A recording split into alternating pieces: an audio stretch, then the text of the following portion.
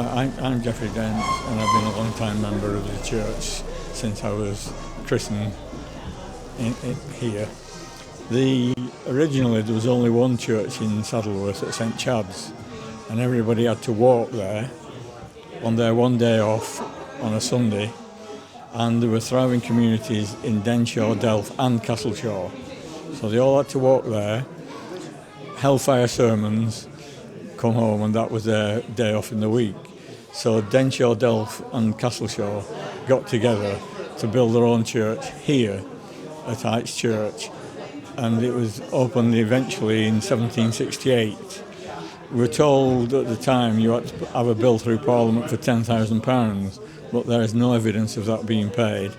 But the Bishop of Chester turned up and opened it up, and so this was the second church in Saddleworth. It was the parish church until 1963, when it was closed and decommissioned, because by then Castleshaw had run down as a community, Denshaw had its own community, and Delph had full community, and there was in the village St Hilda's, which was always referred to as the mission church, and that was particularly in winter where most of the services were held, because in here at the time of being closed there was no electricity. The lights were gas lights, and there is a tale that on the final service one lady became ill, and we think it was the gas lights.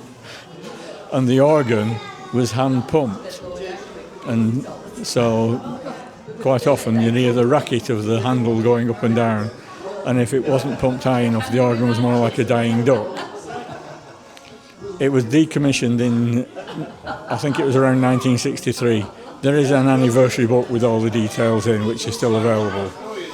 And the church in the village became the parish church. The name changed from St Hilda's to St Thomas's, which does cause confusion at times. When you talk about St Thomas's, people think you're talking about here, others down there.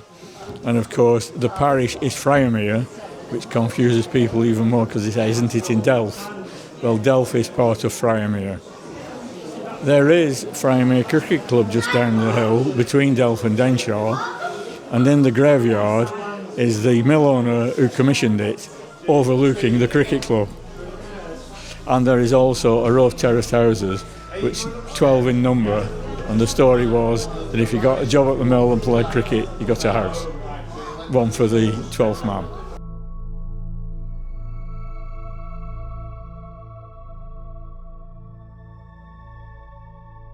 Yeah, my name is Charlotte. I am what's called a local community officer with the Church's Conservation Trust. So I look after the north west patch, so kind of from Leeds over to the coast up to the borders. And my role really is to support the communities around our churches, to use them and kind of have them open for the public to come and enjoy and kind of learn about the history of them. A lot of them have been closed for quite a number of years, just kind of due to changing populations and congregation sizes, but I'm sure, as you can kind of appreciate, there is a lot of history within these buildings, and they're really beautiful, and it's, I think, really important then that they are safe for people to appreciate, and stuff like this I just think is lovely for people to be able to come in and learn a bit about the history from the people who were here when it was a working church, and kind of keep that alive for future generations to kind of learn about.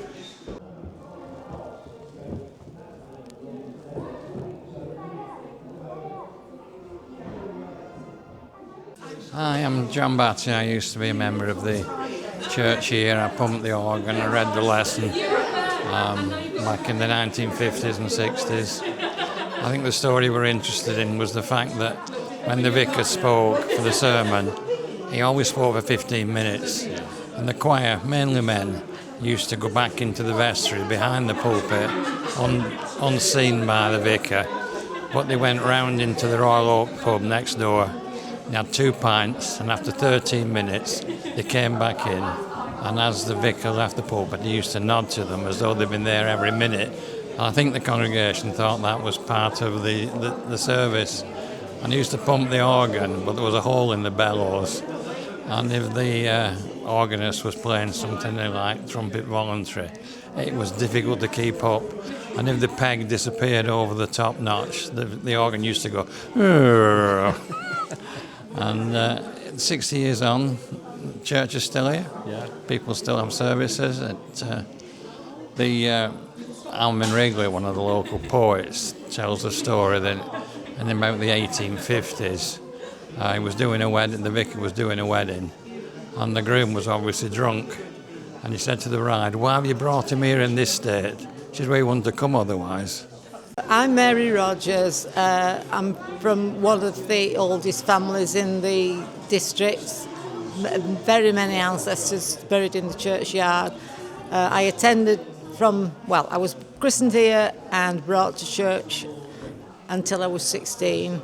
So it's very dear to us. And my dad was church warden when I was a child. So it's just holds so many happy memories. It just feels as though everybody's still here. When we come to worship at 4 o'clock today, it will feel that it's a strange feeling, but it's very spiritual to everybody who attends. Everybody says that. It was very sad when the church closed in 1964, even though we had visions of a new church springing up, which it has done. And it was in terribly bad repair. I remember bits of plaster falling down during the sermon and things like that.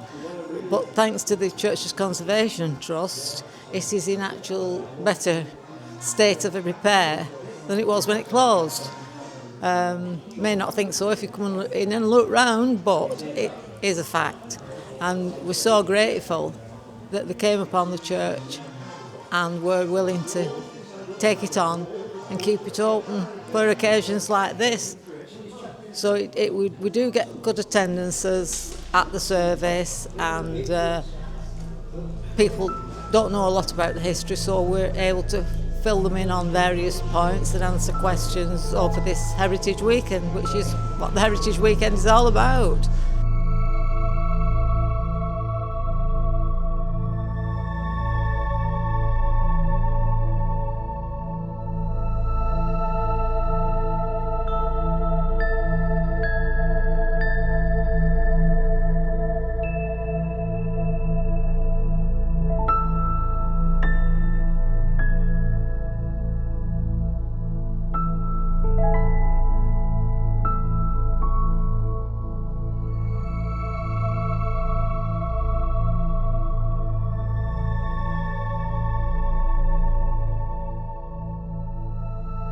We have the spreadsheet for burials, and there are over 5,000 burials in this particular graveyard, but 2,000 or more are actually unmarked, and an awful lot of them are children.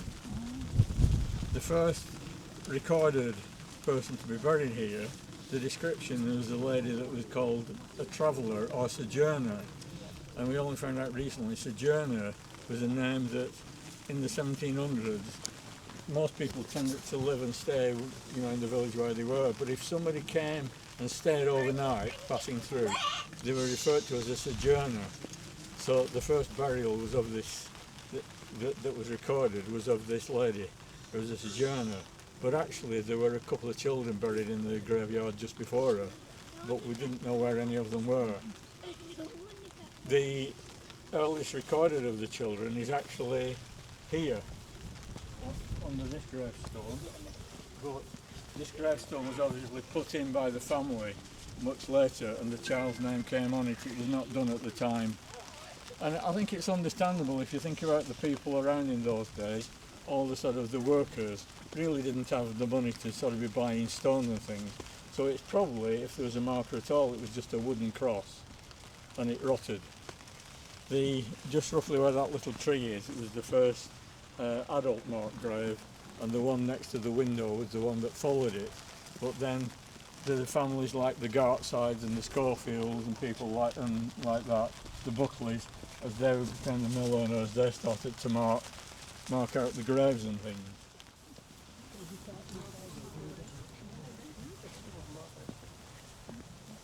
Right, the first one that we sort of mentioned, it comes up in the book, is that one of the early vicars was a Reverend Gardner, and all of them sort of went to theological college, got a degree, but this gentleman actually got his degree from the University of Cambridge, Now, why somebody in the 1700s would want to come and be the vicar at Arch Church, we've no idea.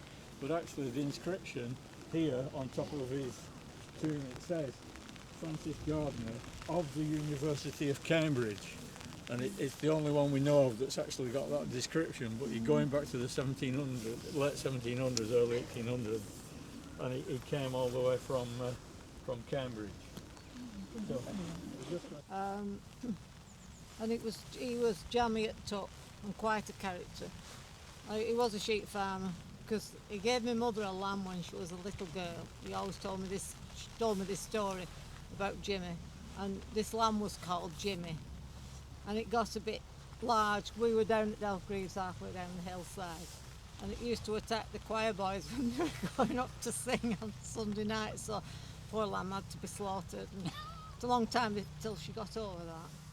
Here lies an old shepherd of the moor who watched his sheep o'er hill and vale, a weathered shepherd, sturdy and hale, but now from wind and rain and cold, he's safe now in the shepherd's fold. It's got Ammon Wrigley written on it, but it's not. Those people who know of Ammon Wrigley was local poet, historian, raconteur, and he actually, when he died, he had his ashes scattered upon the moors looking over Castleshaw at Dinnerstones. But he asked that the memorial be put here, and is it his wife that's yes, here? I think there's quite a few of the family are under yeah. here. But the big name on the front is for Ammon Wrigley, and he specifically wanted it here because being here, well, we've got some trees now, but he had a full view of the Saddleworth Valley, his beloved Saddleworth. Yeah. And so this is a place that people who certainly fans of Ammon Wrigley, and there's still a lot about. He still gets his books through the Historical Society and all the rest of it. So this is sort of, his spot that was picked. And he actually wrote a short verse. I suppose it's a poem, but it's only about 6 lines, if that. And it's a beautiful little poem telling why he wanted to go to Dinnerstone. Yeah. A grey church I call my own, and you read it and you think it's Heights, but it's actually Dinnerstone. So, which is a good walk if you like walking. It's a brilliant walk over to Dinnerstone, but I haven't done it for a long, long time.